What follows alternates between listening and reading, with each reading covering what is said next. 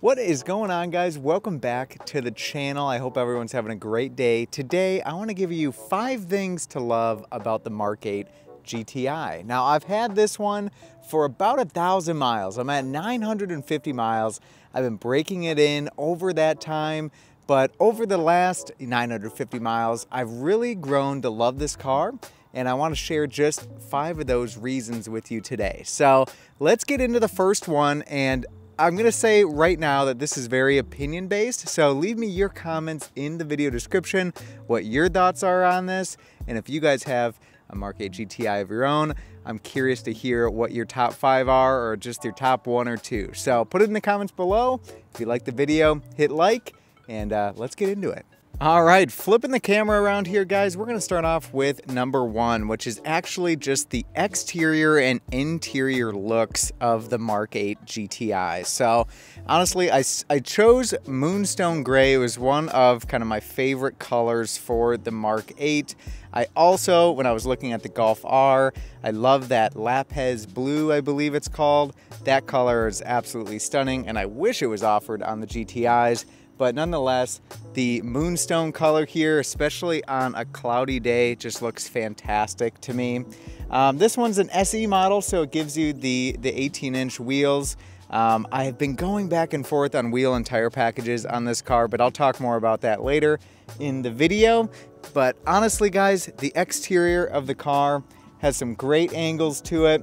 It needs to be lowered, it needs to have some mods done, but overall, the exterior of the Golf GTI, I think, looks really, really good, especially in this moonstone color. Kind of part 2 of that first one is the interior.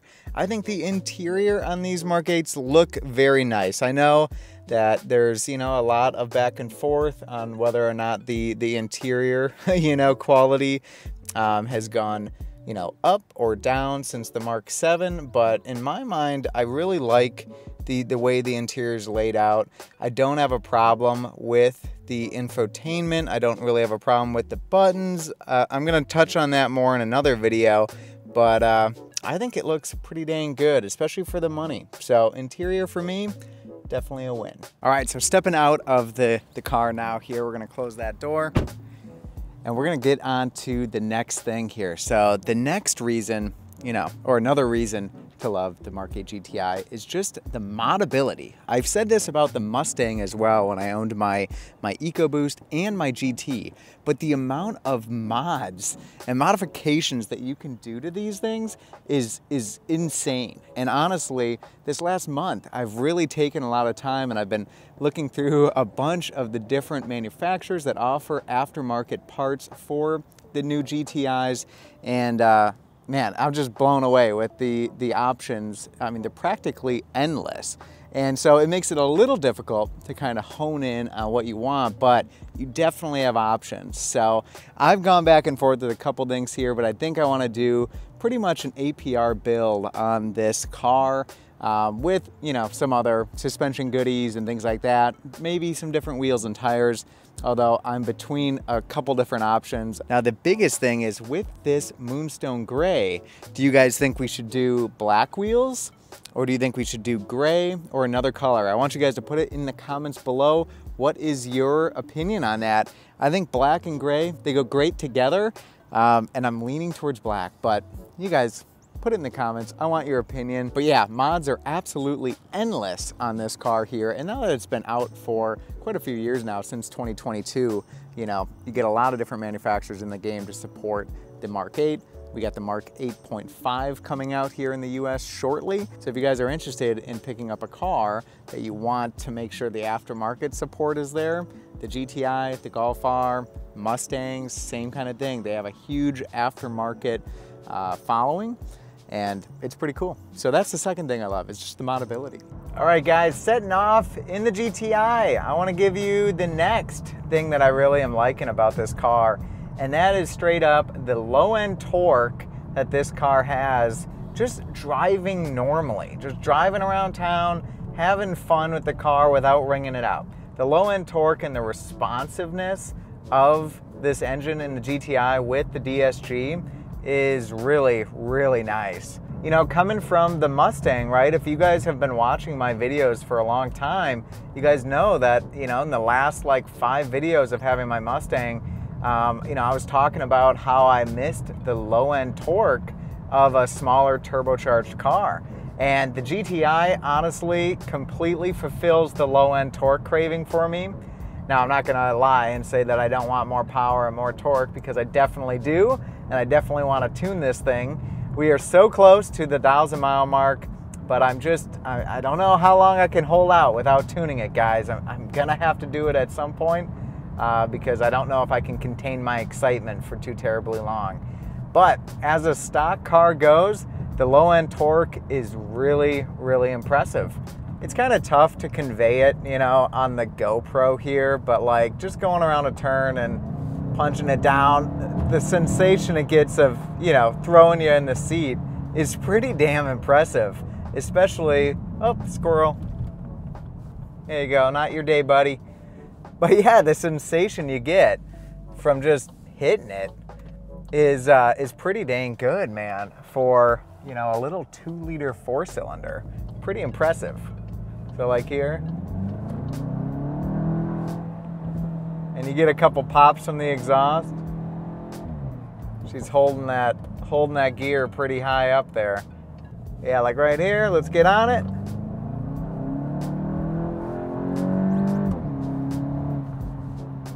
There we go. So that's like 3/4 throttle, and yeah, not as fast, obviously, as the Mustang GT was. Obviously, when we had that car was way faster. But the low-end torque response in this car is definitely better, and it just feels like a little rocket ship going around corners like this.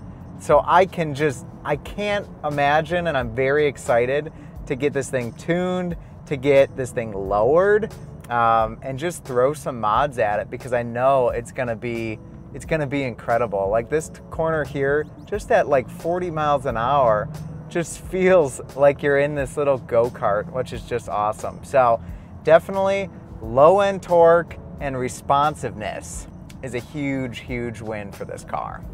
All right, so on to the next point. What else do I love about this thing? Well, the practicality and the gas mileage. I have to throw that in there. You know, quite honestly, the Mustang, when I had that, was fairly practical. I mean, you could fit quite a lot into that trunk space in the Mustang. So honestly, that wasn't a big concern for me. But where this car obviously differs from the Mustang is the gas mileage. The gas mileage in this is, as you would expect, vastly better than the Mustang was. The Mustang, I would get like 18 mpg combined, which honestly, for a 5-liter V8 was not terrible. Not terrible in my eyes. But this thing, if I'm just cruising on the freeway and stuff to work and back, not really pushing it, I'll get like 31, 32 mpg, which to me is like insane. But when I'm pushing it, I'm still getting mid-20s, you know, and I haven't been, I'll be honest, I haven't been pushing it that hard because I've been kind of breaking it in over the last 1,000 miles. But when I have got on it and you do a little bit more spirited driving, it's still like mid-20s. So I'm sure you could get low 20s in this thing if you were really romping on it, or worse, you know. But overall, pretty impressed with the gas mileage on the GTI, man. There's not much more to say on that. Gas mileage is good, and the practicality of a hatchback, I mean, you can't beat it. I got 4 doors. I had a situation recently where a friend of mine, their car actually broke down on the freeway. If you're watching this, you guys know who you are. And we were able to, you know, pull off. I had, you know, room in the back here. It was like 100 degrees outside, so it was super hot.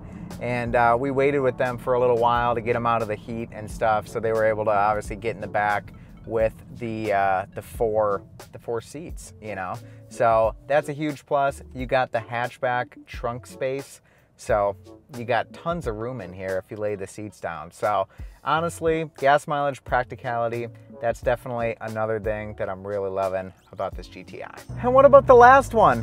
What's the last thing that I'm really loving about this car? And honestly, it goes back to the low-end torque. It goes back to the modability. It really encompasses everything. And it's just, the last thing I want to say is that it's fun to drive. And it's fun to drive while you're just driving kind of normally. Like, you don't even have to be pushing this thing for me to find enjoyment in it.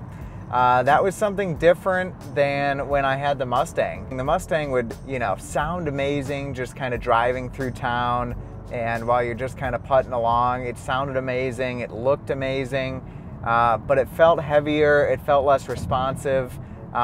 Whereas this car, when you're just driving around doing your basic things as a daily driver, this thing feels so zippy, quick, lightweight, and very direct. So I can only imagine, like I said, once we get some modifications on this, we do wheels, tires, suspension, really it's gonna be lowering springs to start, and we'll see how that goes. And then we do some bracing. We might have to do mounts and things like that after we start tuning.